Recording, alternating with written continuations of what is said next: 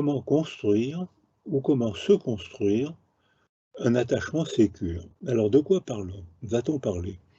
L'attachement, d'abord, il faut le définir, c'est-à-dire que c'est une attirance, un allant un élan vers l'autre, mais cet attachement, il y a 2 pôles à la ficelle qui attachent, il y a 2 pôles, c'est un élan vers l'autre et c'est un retour de l'autre qui nous attache, qui permet l'attachement ou freine l'attachement. C'est-à-dire que l'attachement est dit sécure quand les 2 pôles fonctionnent ensemble de manière cohérente.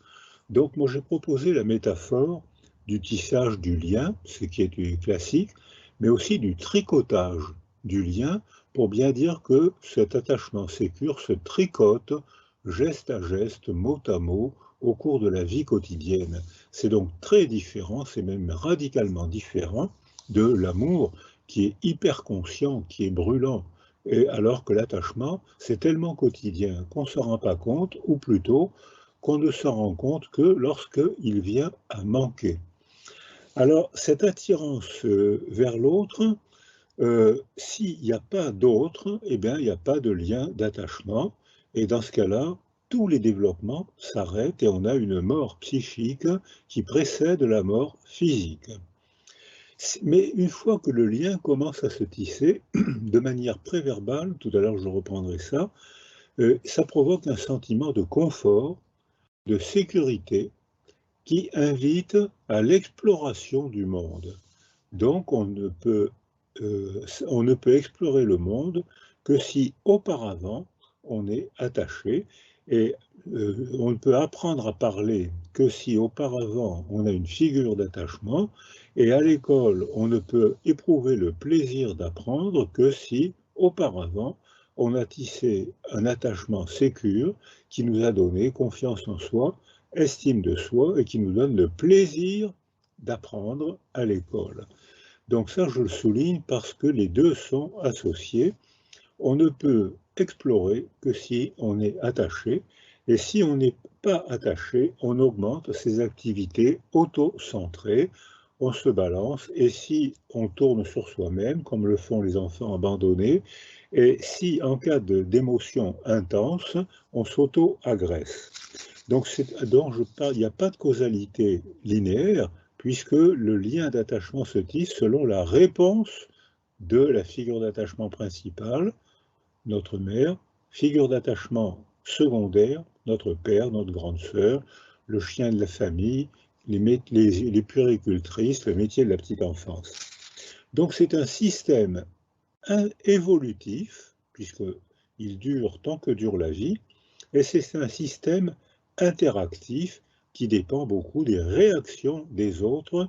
Donc ce mode de raisonnement d'attachement est totalement, radicalement opposé au fixisme, c'est-à-dire au XIXe siècle, à l'occasion de Darwin, on opposait l'évolution et le fixisme. Le fixisme, c'est « dites-moi la vérité ». Alors que dans l'attachement, ce qui est vrai aujourd'hui ne sera pas forcément vrai demain, puisque c'est une évolution constante qui dépend de notre développement et qui dépend des réactions de l'environnement. Alors, on sait que cet attachement-là, c'est une aventure qui a commencé en 1947 avec René Spitz et Anna Freud, la fille de Freud, qui avaient monté qui avaient des nurseries à Hampstead, dans la banlieue proche de Londres, au moment des bombardements de Londres.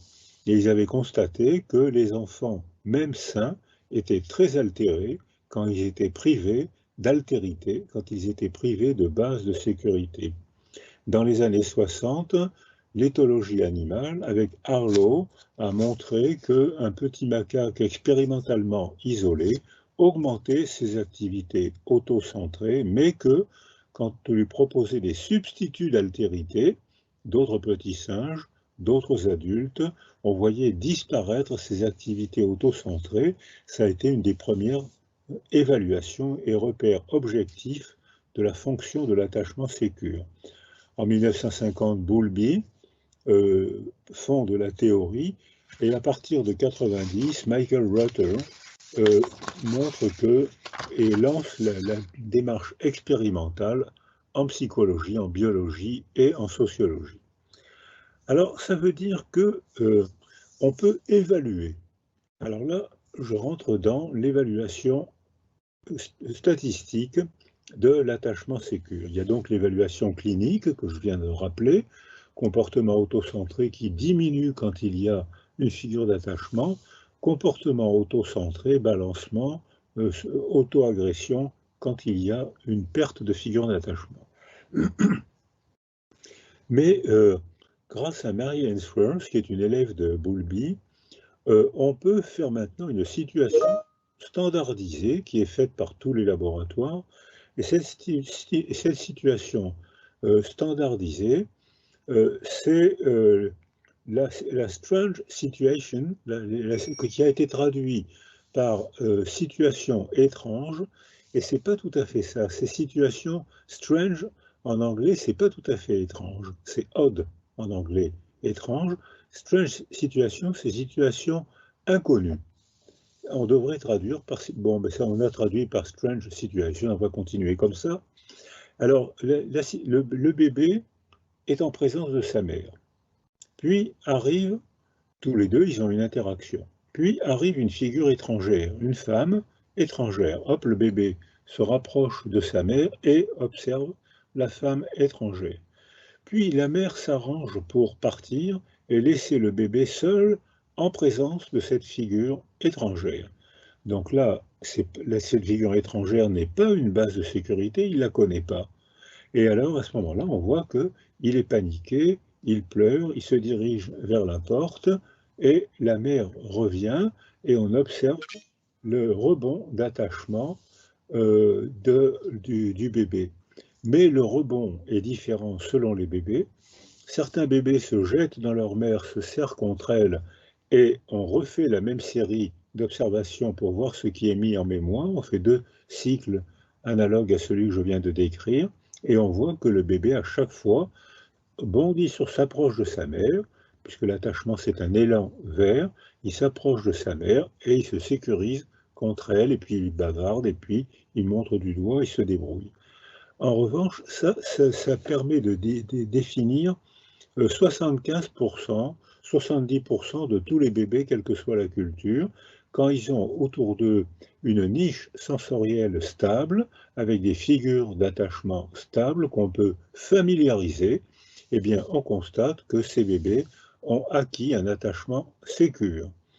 Alors, je pense que déjà, dès maintenant, il faut que je distingue pourquoi on dit attachement sécure et qu'on différencie l'attachement sécure de l'attachement sécurisé.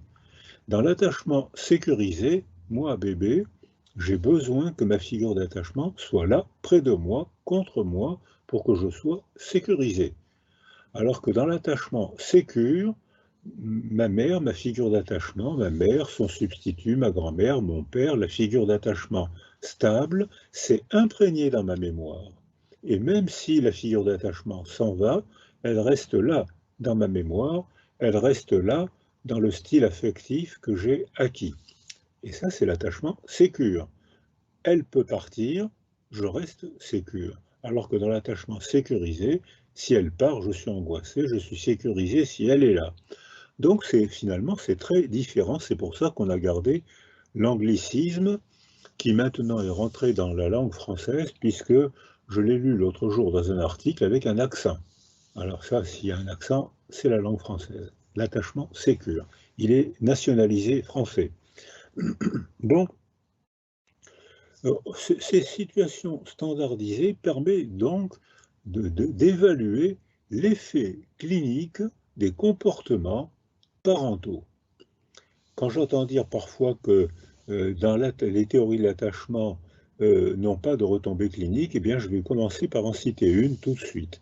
Il y a un stéréotype qui dit, en France, hein, ou en Allemagne, en Europe, il y a un stéréotype qui dit quand un bébé pleure, il ne faut pas le prendre dans les bras parce que ça va le rendre capricieux. C'est un stéréotype que j'ai souvent entendu. Eh bien, les théories de l'attachement proposent une méthode expérimentale et évaluable pour évaluer la pertinence de cette question.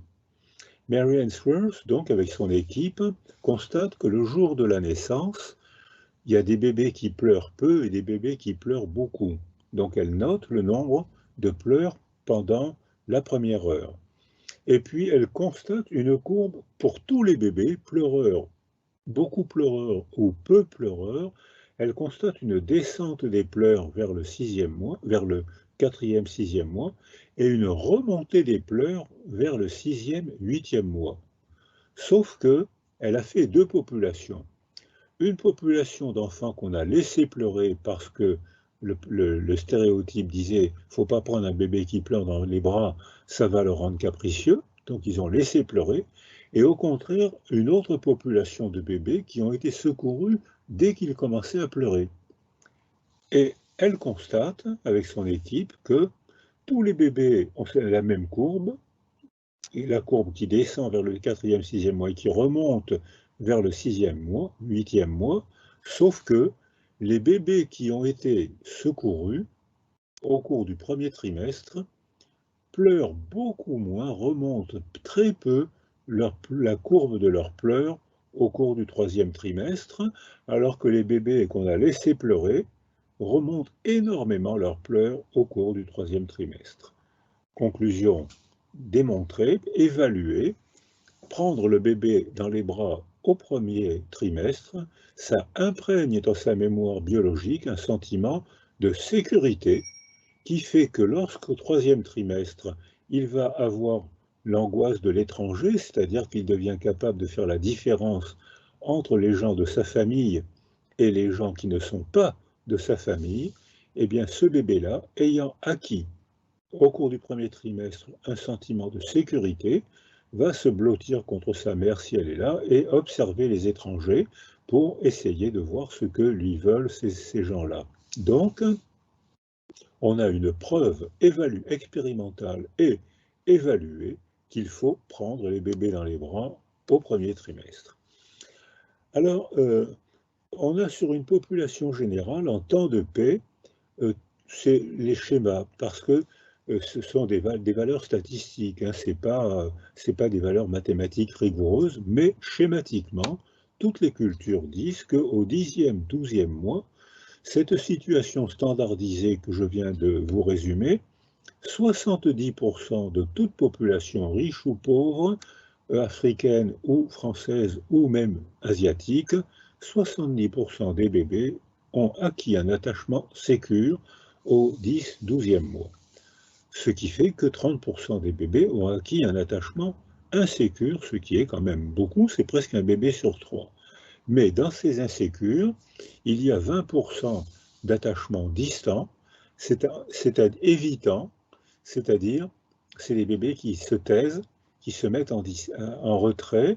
Antoine Guédonnet a montré expérimentalement que ces bébés-là ont un comportement de retrait très facile, alors qu'au contraire, les bébés sécures ont un élan vers un comportement d'avancée vers la figure d'attachement, alors que les évitants ont un comportement de retrait.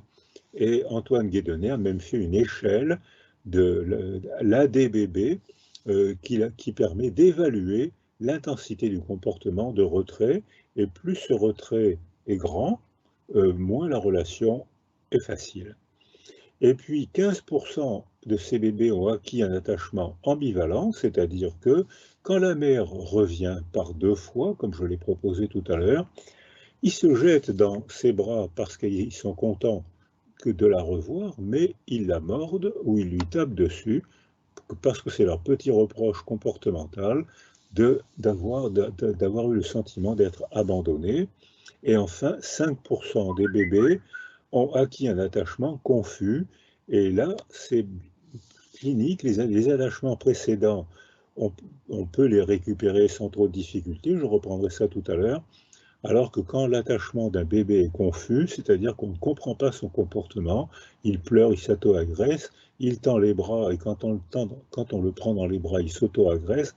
Donc cette incohérence comportementale, là, il faut faire attention, c'est un signe de difficulté de développement du style de l'attachement.